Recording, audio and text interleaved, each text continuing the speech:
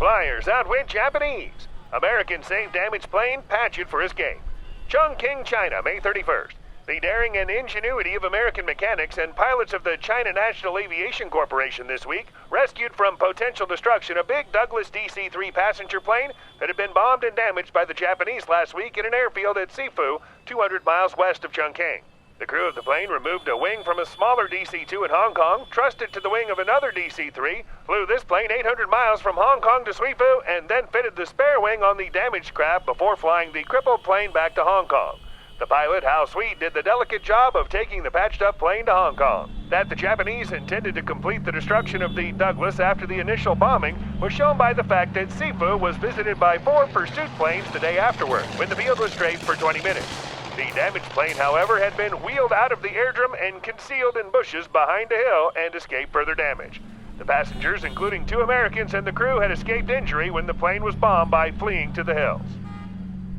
Well, where do we even start with this one? Well, let's go back and learn what a CNAC is and how that DC-3 ended up in that situation. The China National Aviation Corporation was founded in 1929 and acted as China's national airline. After a rocky start, a deal was made to sell 45% of CNAC to Pan American Airways. This was done to improve safety and have access to American crews and aircraft. The pre-war fleet of aircraft that CNAC had was the Douglas Dolphin, Ford Trimotor, Sikorsky S-43, the Vultee V-1, and of course the Douglas DC-2 and DC-3. I had mentioned one particular DC-3 that was assembled by Fokker in my previous DC-3 bomber video. This aircraft was such a big legend on its own that I wanted to make an episode just on this one famous flight. The DC-3 in question had a simple registration of 46, and on one day it was forced to land at a small airstrip in Sifu due to an incoming Japanese attack. Captain Hugh Woods and his passengers knew an attack was coming and the airplane would be a target. Okay, before we continue, Captain Hugh Woods is a legend in his own right.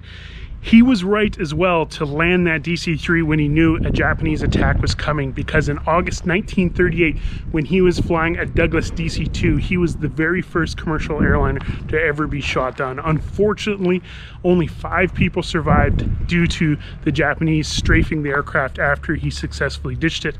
But that going forward, he had his hands full again trying to figure out what to do with this DC-3. So they hid away in a wooded area away from the airplane. Sure enough, the Japanese spotted the airplane and immediately started bombing it. A single 100-kilo bomb struck the right wing. It went straight through it and exploded. Luckily, there was no fire, and only the outboard wing took most of the damage, but it was noted that every single square foot of the aircraft had some trace of damage. Captain Woods thought quickly, as he believed the DC-3 could be saved. Another cool tidbit about Captain Woods I want to interject really quickly is earlier that year in 1941, he became the first ever person to fly over the Burma Hump. Now, I mentioned the Burma Hump on a previous video.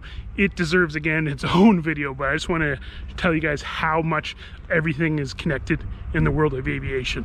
So they moved the damaged airplane into a wooded area and had it very effectively camouflaged. They believed the attackers would be back to finish the job. The brand new DC-3 airplane was priceless. At the time, it was the most state-of-the-art airliner in the world, much like the Boeing 777X is today. So the idea of just leaving it out there to be damaged further was just out of the question. So it looked like they needed to find a way to get her a new wing. Road access to Sifu over the Burma Road was a logistical nightmare, and it would take months to truck a wing to site. At the time, there was also a lot of red tape getting brand new DC-3 parts from Douglas shipped over by boat, so things were not looking good for our wounded DC-3. Back in Hong Kong, all it took was a few drinks of White Horse whiskey at the local airport bar, and the CNAC crew had their legendary idea.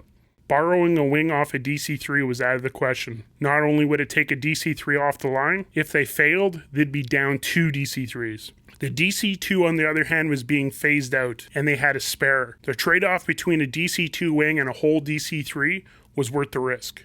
But here's the question. Will a wing off a DC-2 even fit a DC-3? By sheer accident, Douglas used the DC-2 wing jigs to form the DC-3 attach angles. However, the design engineers actually called for heavier attach angle material for the DC-3, so they drilled additional holes between the DC-2 holes and used thicker material.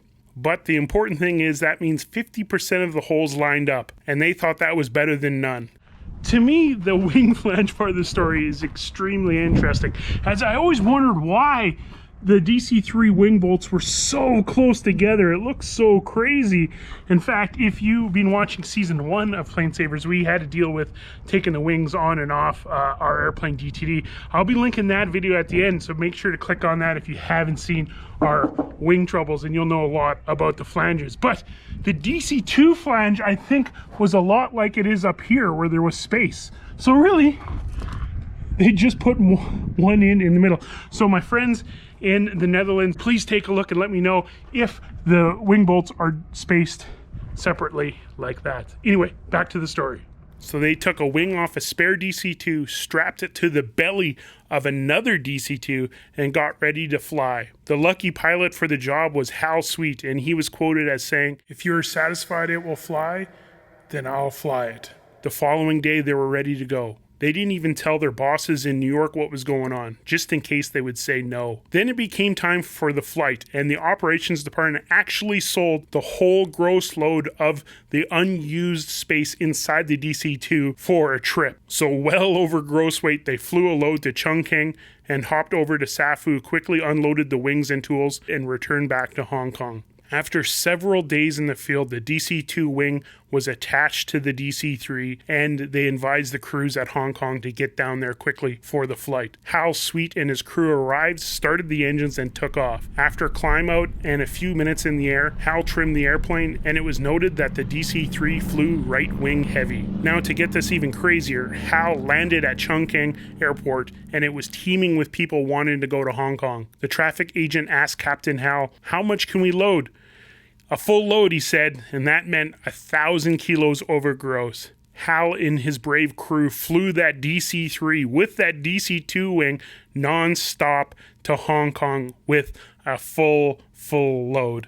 Hal couldn't care less, and it was reported that he did a marvelous job. The crews were very glad and extremely proud to see the aircraft land back in Hong Kong. They also noted that they went to the bar that night and had many rounds of White Horse whiskey.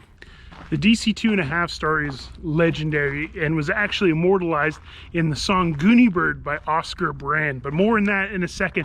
If you want to learn more about anything to do with the CNAC, about flying the hump, with all the DC-3 and DC-2 adventures, you have to check out the website cnac.org.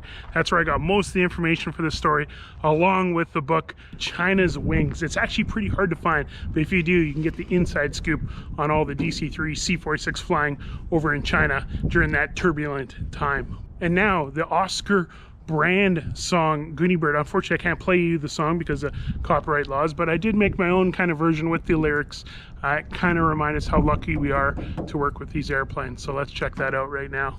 While nations fall and men retire and jets go obsolete, the Goonie Bird flies on and on at 11,000 feet.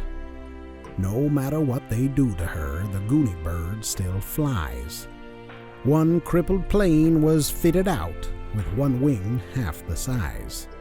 She hunched her shoulders, then took off. I know this makes you laugh. One wing askew, and yet she flew. The DC-3.5. They patched her up with masking tape, with paper clips and strings. And still she flies. She never dies. Methuselah with wings.